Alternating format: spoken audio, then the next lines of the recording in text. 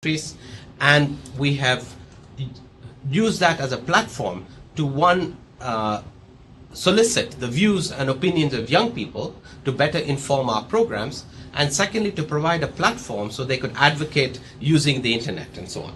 Now, with the advance of new technology, particularly SMS, Facebook, Twitter, and online social networking, we have over the last year upgraded Voices of Youth to be able to use the tremendous potentials that the new technology provides.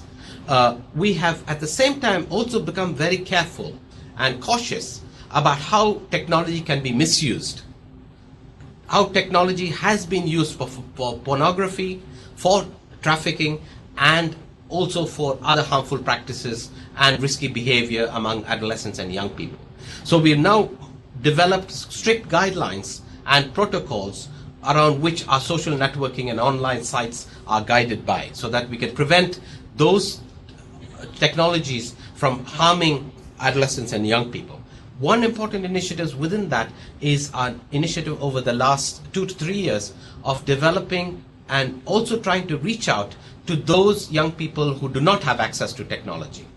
Because the digital divide is also creating a gap among young people, those that are technologically savvy with those that are outside the online connection and internet access in many parts of the world. So while technology is developing and expanding rapidly in many parts of the world, including in Africa and in poorer countries within Asia, a large majority of adolescents and youth are also outside the realm of technology and online communication. We started, therefore, with the initiative of a young person from Nigeria, an initiative called Rural Voices of Youth. Rural Voice of Youth today operates in about 30 countries. It was an initiative started by a Nigerian young person who was part of an NGO network in Nigeria to try to reach out to those adolescents and youth in the rural areas who are not connected to the internet.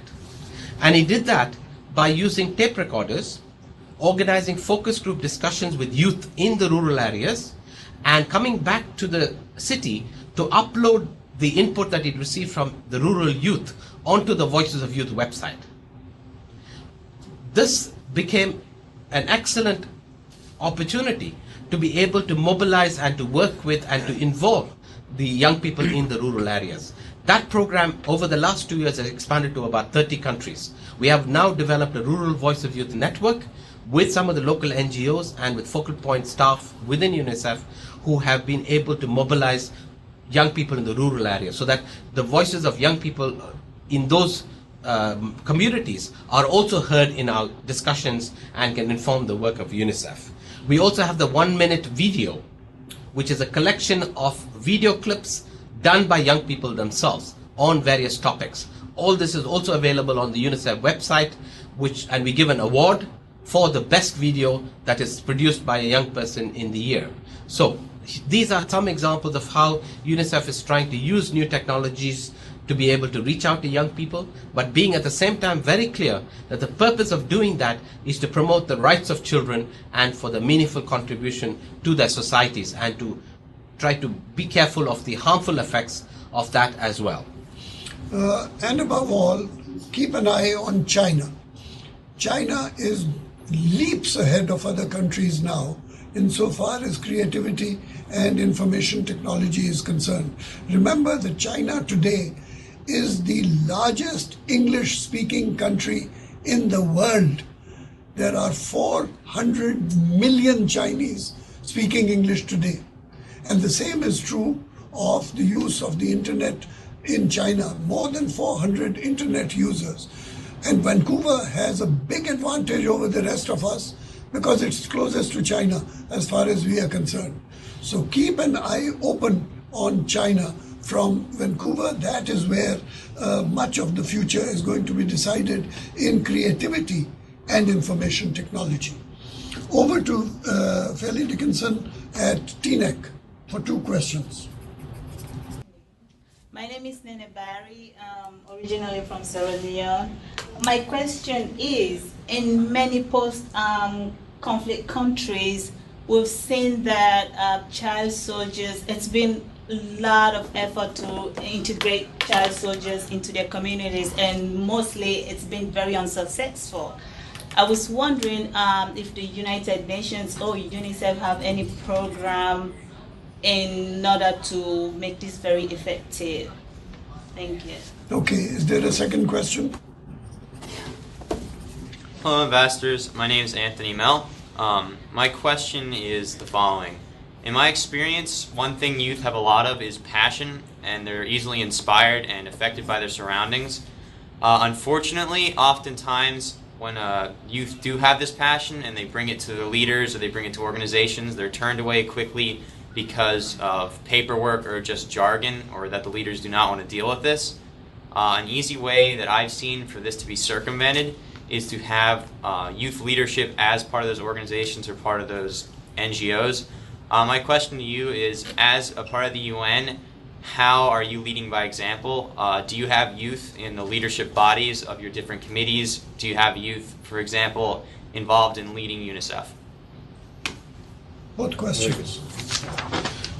Child soldiers. I think definitely your country, Sierra Leone, has been an excellent example of how UNICEF has been able to, one, rescue some of the child soldiers who have been involved in the conflict.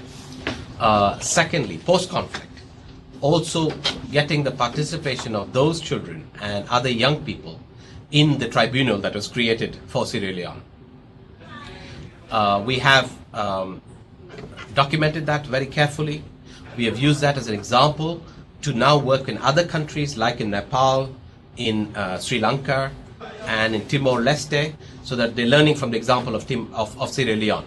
So Sierra Leone is actually a very good example of how UNICEF has been able to succeed in not just rescuing children in the conflict and child soldiers, but also to get them involved, to testify in the tribunals and to create the tribunals themselves.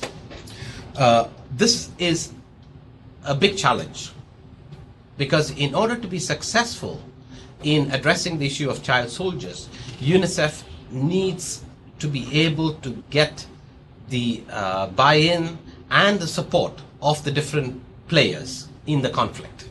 And this is where the problem is. Because of politics and because of the violence itself, sometimes we do not have access to the groups.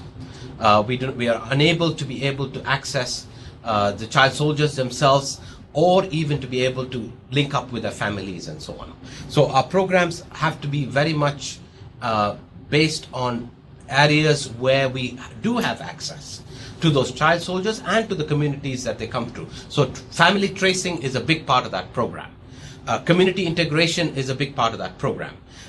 Providing livelihood opportunities for these child soldiers when they're back in the communities to reintegrate better and to find their own livelihoods and to settle down in those communities is a very large part of the initiative and program that we are implementing in those countries. But it's a big challenge because of the politics and because of the nature of the violence itself in those countries.